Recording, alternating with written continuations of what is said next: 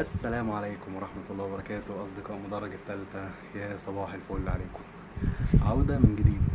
بسم الله بسم الله والصلاة والسلام على رسول الله سيدنا محمد ابن عبد الله.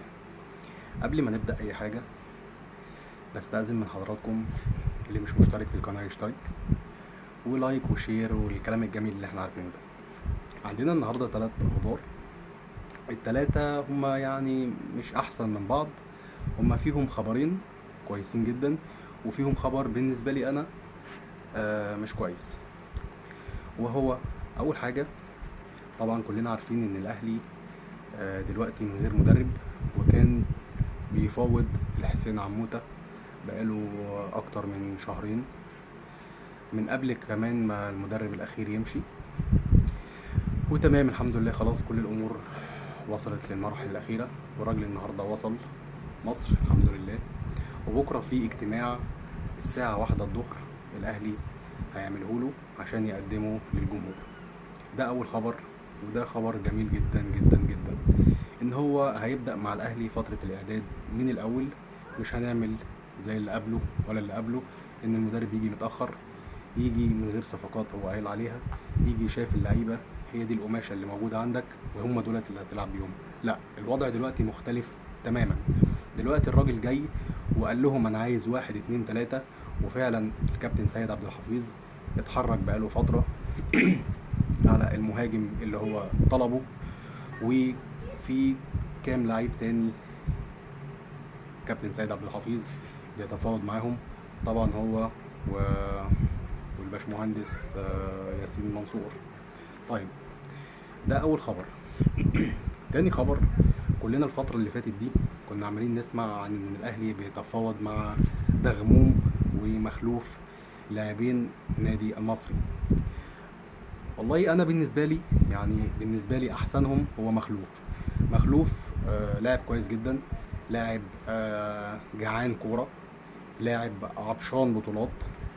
النادي المصري فريق كبير، فريق عنده جمهور كويس، ولكن بطولاته ممكن كل يعني اخر بطولة المصري خدها كانت الرابطة. ما اعتقدش قبلها شفنا في بطولات يعني، لا انا لا اتذكر بصراحة. ولكن مخلوف لاعب كويس جدا جدا جدا، انا متابعه بقالي فترة كبيرة قوي من قبل حتى ما يقولوا ان الاهلي بيتفاوض معاه. هو لاعب كويس جدا، لاعب جرينتا في الملعب، لاعب محوري، ولاعب يقدر يلعب على التحولات، لاعب قوي جسمانيا. يعني هيجي الاهلي ان شاء الله، الاهلي يقدر ان هو يطور منه. ولكن لسه المفاوضات معاه شغاله، يعني هي لسه فيها شويه حاجات كده، اللي هو ايه، لاعب قصاد لاعب، فلوس قصاد فلوس، وهكذا. مخلوف جه تمام، مخلوف ما جاش. في لاعب تاني في شمال افريقيا في مركز 6 الاهلي برضو بيتفاوض معاه، خلص ده تمام، ما خلصوش هيجيب مخلوف. دغموم، كل الناس عماله تتكلم دغموم الاهلي بيتفاوض، دغموم خلص مع الاهلي.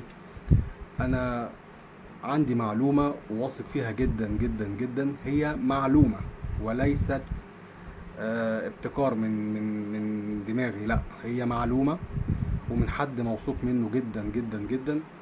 قال لنا دغموم في انقسام كبير قوي داخل النادي الاهلي على دغموم لاعب مهاري، دغموم لاعب كويس جدا، ولكن اصاباته كتير، اصابات اللاعب كتير جدا. عشان كده هم يعني في اللي عايزه وفي اللي مش عايزه. بس لحد دلوقتي تقريبا دغموم يعني اللي هو ممكن نقول بنسبة 30%، يعني لا تتعدى كمان 30%، اللي هو ايه يعني ماشي، هنشوف ينفع ولا ما ينفعش. عشان كمان في مكانه محمد عبد الله رجع، وفي مكانه عمر سيد معوض، يعني الثلاثه هيبقوا بيلعبوا بالشمال في المكان ده، طبعا هيبقى كتير جدا. بس انا من وجهة نظري لا، دغموم لاعب كويس زي ما قلت لحضراتكم، ولكن لا يصلح للاهلي. دغموم زي ما قلت لكم مهاري كويس جدا، رجله حلوه على الجون، ولكن لا، انا شايف ان في احسن منه. انا شايف ان احنا ممكن نعتمد على محمد عبد الله نعتمد على عمر سيد معوض، هنقدر نطلع منهم احسن من كده بكتير جدا جدا. هم كمان يعني ما قدروش يطلعوا الامكانيات اللي عندهم في ظل التخبط اللي كان موجود في مجلس الاداره. ولازم نعترف، يعني لازم نعترف اعتراف كلي ان مجلس اداره النادي الاهلي بقاله يعني داخل في سنه مثلا او سنه وشويه في تخبط كبير جدا، قرارات خاطئه من مدير فني للعيبه ليه لا حاجات كتيره قوي. ولكن هم فاقوا بسرعه ولقوا نفسهم ان هم لا احنا مش ده الاهلي اللي احنا كنا متعودين عليه، فبالتالي ابتدوا عمليه الاصلاح بدري بدري. بنتمنى ان النادي الاهلي ان شاء الله يرجع زي ما كان، يرجع ينيم افريقيا من المغرب زي ما كنا بنقول. وان شاء الله نتمنى ان نشوف النادي الاهلي من الموسم الجديد احسن واحسن مع الحسين عموته. زي ما قلت لحضراتكم هو جه النهارده الحمد لله. بكره في مؤتمر صحفي الاهلي هيقدمه الساعه 1 الظهر. انا مبسوط جدا ان الراجل جه بدري، ان الراجل هيبدا فتره الاعداد بدري بدري.